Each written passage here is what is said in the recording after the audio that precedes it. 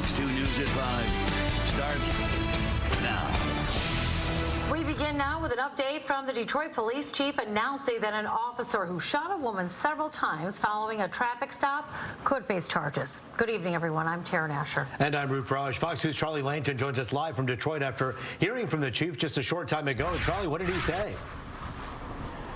Well, I'll tell you what, Roop, we just got done with a press conference by Chief Bedison. You may have remembered, let me go back to yesterday, 3 o'clock, 8 Mile and Van Dyke. A woman was pulled over for a traffic stop, speeding and some tinted windows. Okay. Now, the word yesterday was that the woman did not give her license, registration, etc. But today, that is not true. The chief completely said the opposite. Now, I'll get into that in a minute. What happened was there was a pursuit. The woman took off, the cops followed, and then an officer shot this woman multiple times, hitting her 6 times. Now, Chief Bedison said that this should never, ever have happened, that that officer, in fact, was given the woman's license, registration, proof of insurance, etc. A supervisor was requested, one was not given, and these are all internal policies. You don't pursue someone that's for a simple traffic stop. You don't box someone in as these officers did. And if a supervisor is requested, one is given. Take a look now. Chief Bedison, he is real upset, and this could go to the prosecutor. Take a look. I will tell you this, Charlie. She did give her license. She did give her registration. Her insurance was on her phone. That's all I have to say about that.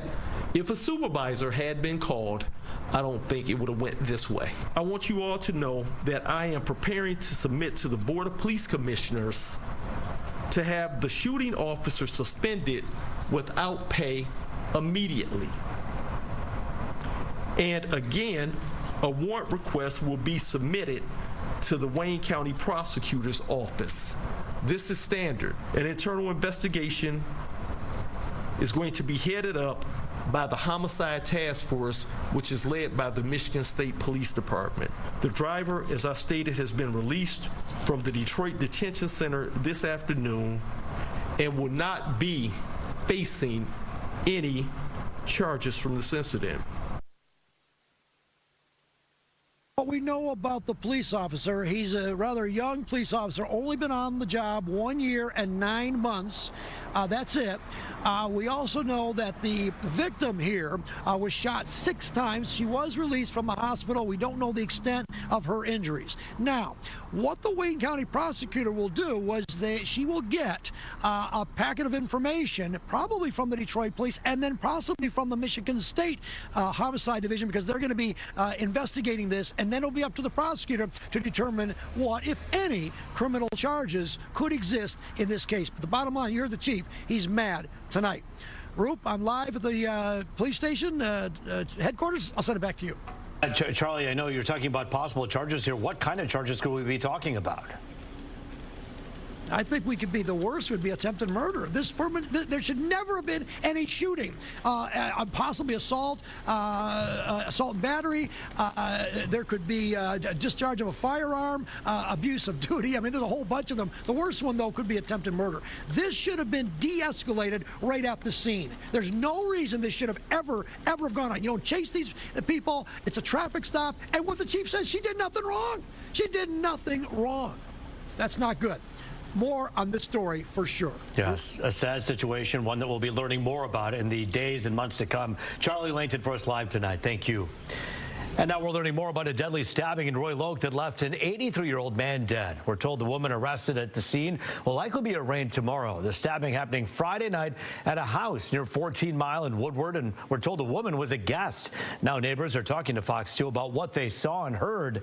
You'll hear from them tonight at 6.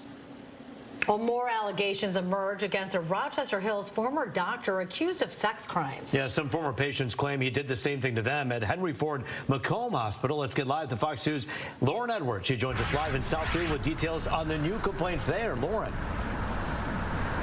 Rube, Tara, and I can tell you we just left the offices of Figer Law behind me, actually across the street here in Southfield, looking through those documents, but also just hearing from the attorney saying that their clients simply, they just want their voices heard. Now let's dig into it, all these details, because there are a lot. Now I can tell you today, Figer Law announced 3 new lawsuits against former Rochester Hills doctor Omer Ajaz, Henry Ford Hospital, and academic internal medicine specialist. In September 2024, you may remember there was a class action lawsuit that was filed out of state, actually alleging that he engaged in widespread sexual abuse against patients, placing hidden cameras in rooms and in medical facilities while he was with Henry Ford McComb.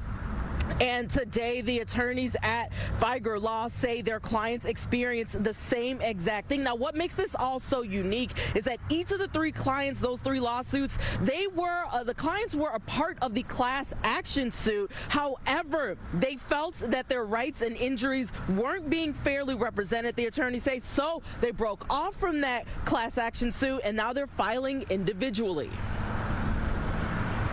We had people that were strong enough and confident to call us.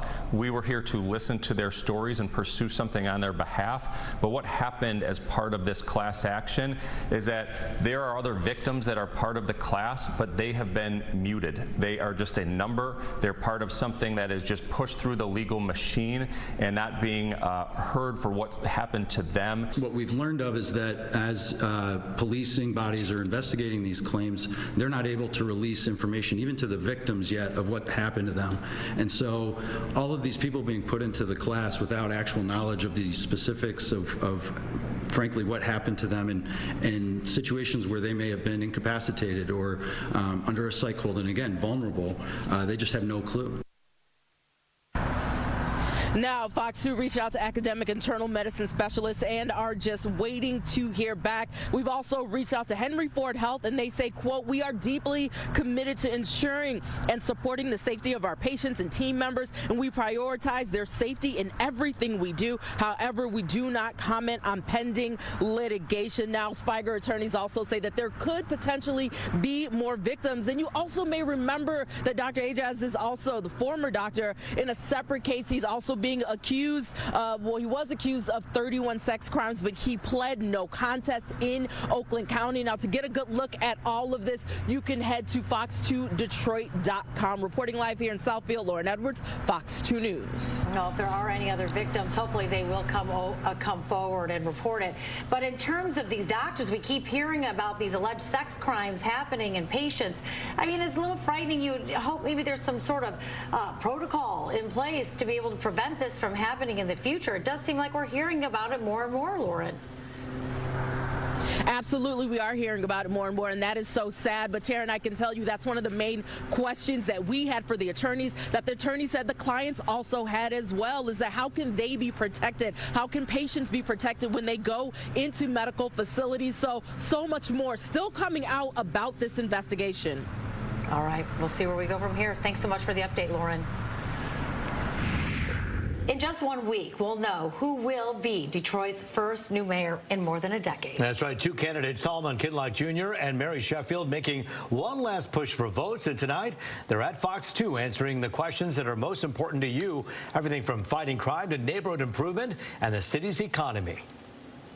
My goal is to build up our communities in our neighborhood so that every neighborhood feels the opportunity, that we're building more housing, more paths to home ownership, and that we're raising the incomes of the residents that live here.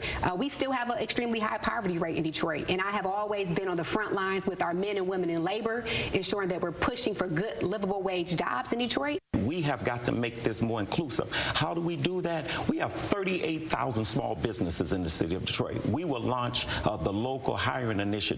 Just imagine if those 38,000 businesses hire one Detroiter. That's an increase in income revenue. That's an increase in population. That's one of the greatest job growths that we would have seen in recent times.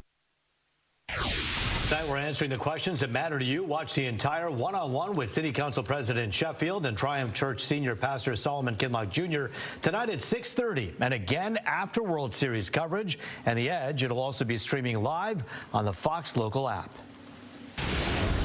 Oh, look at that. Just gorgeous blue skies, sunny skies, but it was a little cooler.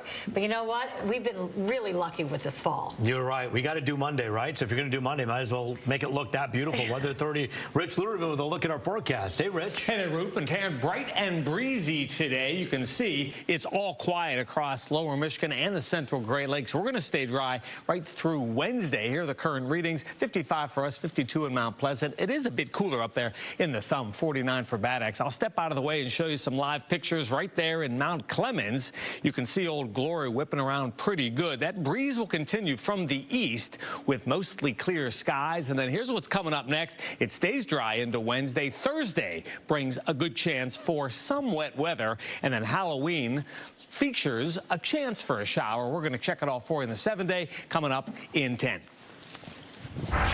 Amy Kelly in Detroit, where the sounds and the flavors of Jamaica are very present in this restaurant. But for many of the workers right now, their mind is on their homeland over Hurricane Melissa. New arrests in the daytime heist that stunned the world. The police say they're closing in on other suspects. The latest on the looting at the Louvre and the race to find the stolen jewels. That's just ahead. Ask yourself,